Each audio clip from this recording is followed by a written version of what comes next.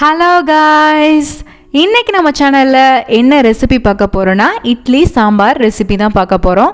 அதுக்கு முன்னாடி சேனல் இன்னும் சப்ஸ்கிரைப் பண்ணலைன்னா சப்ஸ்கிரைப் பண்ணிக்கோங்க. வாங்க வீடியோக்குள்ளே போகலாம். இட்லி சாம்பார் ஒவ்வொரு வீட்டில் ஒவ்வொரு மாதிரி செய்வாங்க. சில பேர் ரொம்ப சிம்பிளாக செய்வாங்க, சில பேர் மசாலாலாம் அரைச்சி நல்லா செய்வாங்க.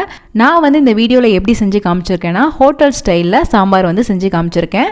இட்லி சாம்பார் நிறைய பேர் துவரம் பருப்புலையும் செய்வாங்க, பாசிப்பருப்புலையும் செய்வாங்க. இந்த வீடியோவில் பாசிப்பருப்பில் செஞ்சு காமிச்சிருக்கேன். பாசிப்பருப்பு இட்லி சாம்பார் எப்படி செய்கிறதுன்றதை இந்த வீடியோவில் பார்க்க போகிறோம். வாங்க வீடியோக்குள்ளே போகலாம். ஃபஸ்ட்டு அரை கப் அளவுக்கு பாசிப்பருப்பு ஆட் பண்ணிக்கலாம். அதை தண்ணி ஊற்றி நல்லா அலசி எடுத்துக்கோங்க. நீங்கள் இதுக்கு துவரம்பருப்பு ஆட் பண்ணணுன்னா கூட ஆட் பண்ணிக்கலாம். ரெண்டையும் மிக்ஸ் பண்ணி கூட ஆட் பண்ணிக்கலாம். பாசிப்பருப்பு துவரம்பருப்பு கொஞ்சம் ஒரு அரை கப்பு ஆட் பண்ணிக்கிறதுனா கூட ஆட் பண்ணிக்கோங்க.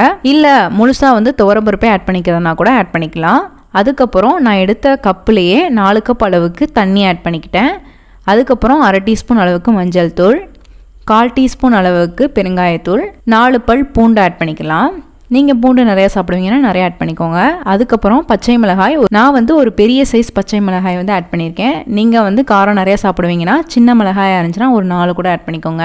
இப்போ இது எல்லாமே குக்கரில் ஆட் பண்ணிவிட்டு ஒரு 3 விசில் வரைக்கும் வச்சு எடுத்துக்கலாம். இப்போ பார்த்தீங்கன்னா 3 விசிலுக்கு நல்லா குக் ஆயிடுச்சு.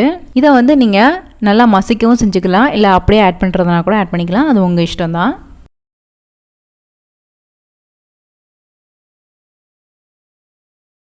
இப்போ ஒரு பேனில் ஃபஸ்ட்டு 3 டீஸ்பூன் மல்லி ஆட் பண்ணிக்கலாம்.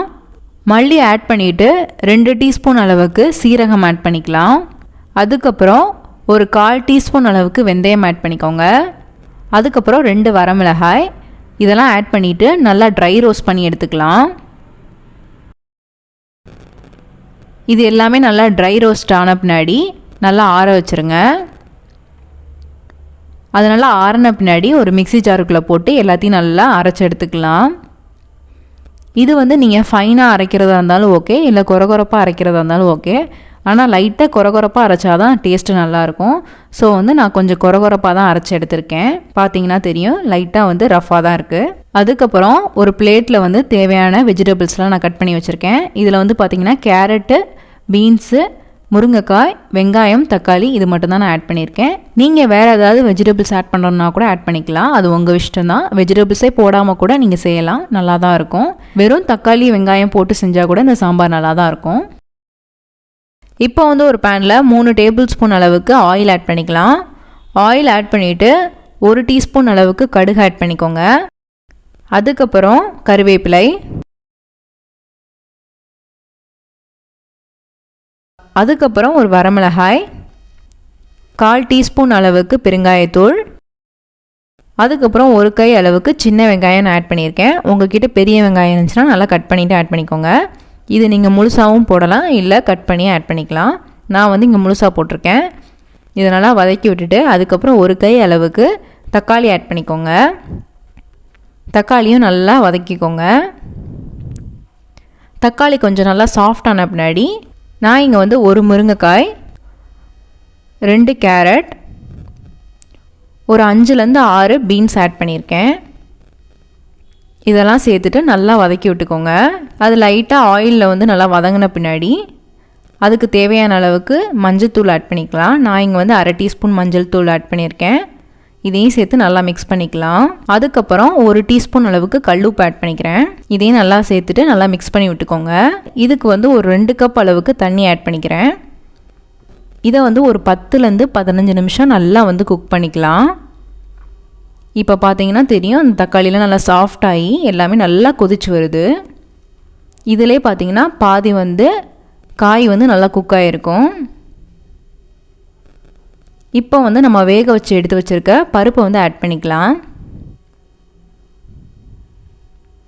பாசிப்பருப்பை நல்லா ஆட் பண்ணிவிட்டு நல்லா மிக்ஸ் பண்ணி விட்டுக்கோங்க. உங்களுக்கு இன்னும் கொஞ்சம் தண்ணியாக வேணும்னா பருப்போடு சேர்த்து தண்ணி ஆட் பண்ணிவிட்டு நல்லா மிக்ஸ் பண்ணிக்கோங்க. இந்த சாம்பாருக்கு நீங்கள் புளி ஆட் பண்ணணும்னு அவசியம் கிடையாது. அப்படி உங்களுக்கு புளி வேணும்னா ஒரு சின்ன லெமன் சைஸ் அளவுக்கு புளியை நல்லா ஊற வச்சுட்டு நல்லா கரைச்சி லாஸ்ட்டாக ஆட் பண்ணிக்கோங்க. பட் வந்து இதில் தக்காளி நம்ம 3 ஆட் பண்ணியிருக்கிறதுனால இதுக்கு வந்து புளிப்புத்தன்மை இருக்கும். ஸோ வந்து புளி வந்து இதுக்கு தேவையில்லை. அப்படி உங்களுக்கு விருப்பப்பட்டால் நீங்கள் ஆட் பண்ணிக்கோங்க. பருப்பு ஆட் பண்ணிவிட்டு ஒரு 10லேருந்து 15 நிமிஷம் நல்லா வந்து குக் பண்ணிக்கலாம். இது வந்து பார்த்திங்கன்னா இப்போ நல்லா கொதிச்சு வந்துட்டுருக்கு. நிறைய பேர் வந்து சாம்பார் பொடி வந்து நல்லா காயை வதக்கும் போதே சேர்த்து வதக்கிடுவாங்க. இதில் வந்து நம்ம வெந்தயம் ஆட் பண்ணியிருக்கிறதுனால அதோட காயோடு சேர்த்து நீங்கள் வதக்கிட்டிங்கன்னா லைட்டாக வந்து கசக்கிற மாதிரி இருக்கும். ஏன்னா வந்து அது மசாலா வந்து ஊற ஊற கொஞ்சம் வந்து கசப்பு லைட்டாக இருக்கிற மாதிரி இருக்கும். ஸோ வந்து காயும் பருப்பும் நல்லா வெந்த பின்னாடி இந்த மசாலாவை வந்து ஆட் பண்ணிக்கலாம். நான் வந்து அரைச்சி வச்சுருக்க மசாலாவிலேருந்து ஒரு 2லேருந்து 3 டேபிள் ஸ்பூன் அளவு ஆட் பண்ணிக்கிறேன். ஆட் பண்ணிவிட்டு நல்லா வந்து மிக்ஸ் பண்ணி விட்டுக்கிறேன். இது வந்து ஆட் பண்ணிவிட்டு பார்த்தீங்கன்னா ஒரு 2 நிமிஷம் நல்லா வந்து குக் பண்ணி எடுத்துக்கலாம். இது வந்து நீங்கள் ரொம்ப குக் பண்ணணும்னு அவசியம் கிடையாது. ஸோ வந்து ஒரு 2 நிமிஷம் நீங்கள் அடுப்பில் வச்சாலே போதும். நல்லா கொதிச்சு வந்துடும். கலர் பார்த்திங்கன்னா தெரியும், நல்லா சேஞ்ச் ஆகிருக்கும். லாஸ்ட்டாக வந்து கொஞ்சமாக வெல்லம் வந்து ஆட் பண்ணிக்கோங்க. இது வந்து ஆப்ஷனல் தான். நீங்கள் வெல்லம் ஆட் பண்ண மாட்டிங்கன்னா ஃபைன், நீங்கள் அப்படியே கூட செஞ்சுக்கலாம். இதை வந்து வெல்லம் ஆட் பண்ணிவிட்டு நல்லா மிக்ஸ் பண்ணி விட்டுக்கோங்க. இப்போ வந்து நம்ம ஸ்டவ் ஆஃப் பண்ணிக்கலாம். கன்சிஸ்டன்சி வந்து இந்த மாதிரி இருக்கணும். ரொம்பவும் தண்ணியாக இல்லாமல் ரொம்பவும் கெட்டியாக இல்லாமல் இந்த மாதிரி இருக்கணும். அப்படி வந்து உங்களுக்கு தண்ணி நிறையா வேணும்னா இன்னும் கொஞ்சம் கூட ஆட் பண்ணிக்கோங்க. பட் ஆனால் வந்து கரெக்டான கன்சிஸ்டன்சி இது தான். லாஸ்ட்டாக வந்து ஒரு கை அளவுக்கு நான் கொத்தமல்லி எடுத்து வச்சுருக்கேன். கொத்தமல்லி நிறையா ஆட் பண்ணாலும் சூப்பராக இருக்கும். ஸோ வந்து கொத்தமல்லி ஆட் பண்ணிக்கலாம். ஆட் பண்ணிவிட்டு நல்லா மிக்ஸ் பண்ணி விட்டுக்கோங்க. சால்ட் வந்து உங்களுக்கு தேவைன்னா அட்ஜஸ்ட் பண்ணி ஆட் பண்ணிக்கோங்க. இப்போ வந்து இட்லி எடுத்து வச்சுக்கலாம். இந்த சாம்பார் வந்து இட்லி, தோசை, அப்பம், வெண்பொங்கல் எல்லாத்துக்குமே ரொம்பவே டேஸ்ட்டாக இருக்கும். இதுதான் வந்து இட்லி சாம்பார், டிஃபன் சாம்பார் எல்லாமே மோஸ்ட்லி வந்து இந்த மாதிரி தான் ஹோட்டலில் வந்து செய்வாங்க. அதே டேஸ்ட்டில் தான் இருக்கும். கண்டிப்பாக ட்ரை பண்ணி பாருங்கள். இந்த சாம்பார் செய்யும் போதே நல்லா வந்து வாசனை வரும். இந்த ரெசிபி உங்களுக்கு பிடிச்சிருக்குன்னு நினைக்கிறேன். பிடிச்சிருந்தா லைக் பண்ணுங்கள், ஷேர் பண்ணுங்கள், கமெண்ட் பண்ணுங்கள். மறக்காமல் சேனலை சப்ஸ்கிரைப் பண்ணுங்கள். இன்னொரு வீடியோவில் பார்க்குறேன். பாய்.